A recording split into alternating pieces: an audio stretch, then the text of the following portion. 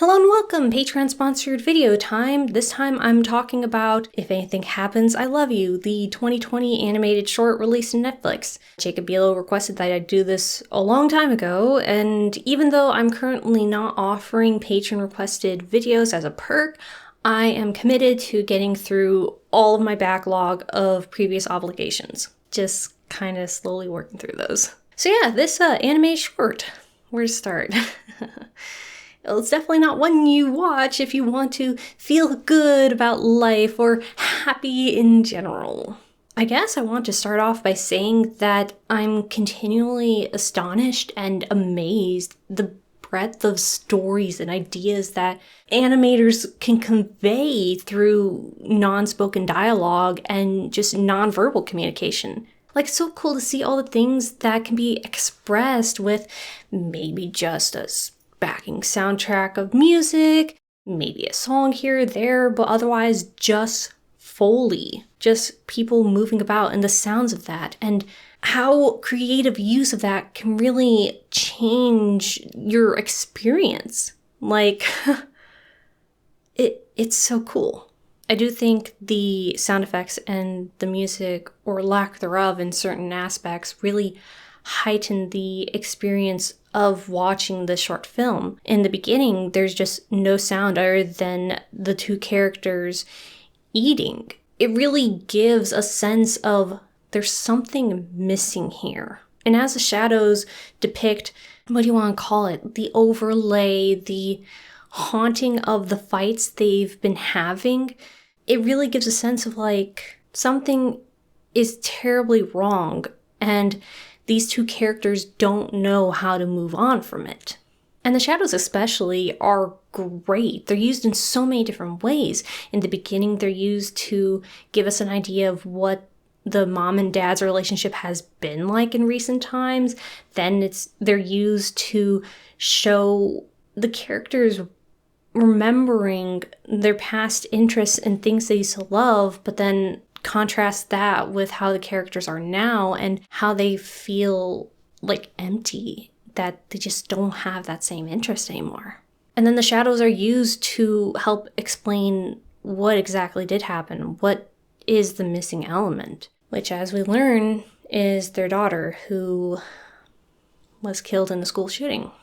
It's so heart-wrenching to see the shadows of the parents follow their daughter as she leaves them going towards the school, trying to envelop her, make her turn back somehow, basically acting upon the knowledge that they now have of what was going to happen that day.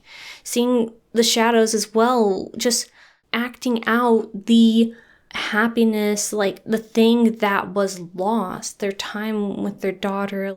I gotta say that I'm not exactly the best at figuring out messages like from works like this, which require a lot of reading into and understanding symbols and stuff. But I really think the message of this was what these two characters needed to not really move on, but to at least be there for each other and not like respond to this tragedy with anger and blame, was for them to share in this experience that they both had, not just losing their child, but having loved her, having been around her and watched her become who she was.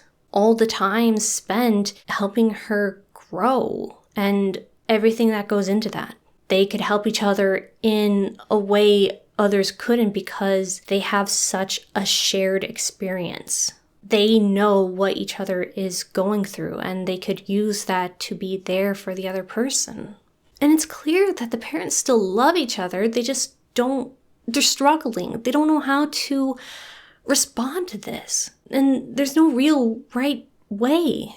I mean, they sent their child to school, one of the few places on earth they're supposed to trust that their kid's gonna be okay, that something like this would not happen.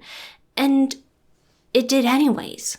I think it does a good job of explaining why the parents feel the way they do and not condemning them for it, but also wanting to point out how they were handling the loss of their daughter wasn't exactly healthy for them, for their relationship or them as people.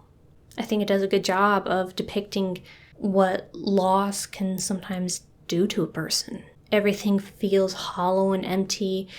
You turn on those who you love dearest for various reasons. Maybe you're trying to find someone to blame and they're just an easy target. Maybe you hate yourself so much that you just want to push others away. There's so many ways to respond to grief, especially because there's nothing you can really do about it. You can't just undo the tragedy. If you could, you would have. So all that's left is really learning to move forward, not necessarily forgive and forgetting, but also not living every day as though the loss had just happened. Learning how to live without whoever you lost. I don't know if I'm making sense, because I feel like I don't have the words to describe the experience of watching this. Like, all I can say is just go watch it yourself. I mean, unless you're trying to protect your mental health and not feel certain things. I know watching this wasn't exactly best for my mental health, but I'm still glad that I did. I mean, not just because I have financial obligations to, but I just like experiencing good art sometimes. And I think that's good art. This does a very good job of telling the story that it set out to do and giving insight to an experience that we all go through in one way or another. Sometimes, like in this case, a more extreme version of that. But we'll all experience loss at some point. It's better, I think, to not hide it away as though it's some taboo topic, but instead discuss it because it's so universal. And unfortunately, in this country, school shootings are pretty common. So I think for that reason alone, it's important for us to talk about this kind of stuff too.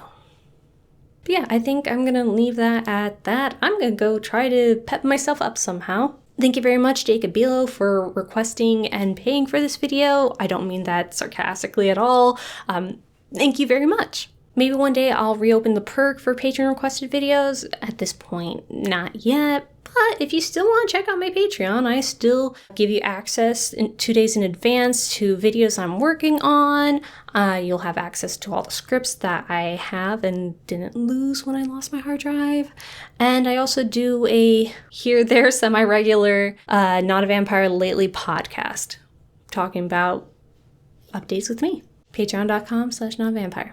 Thank you very much for consuming this video, and until next time.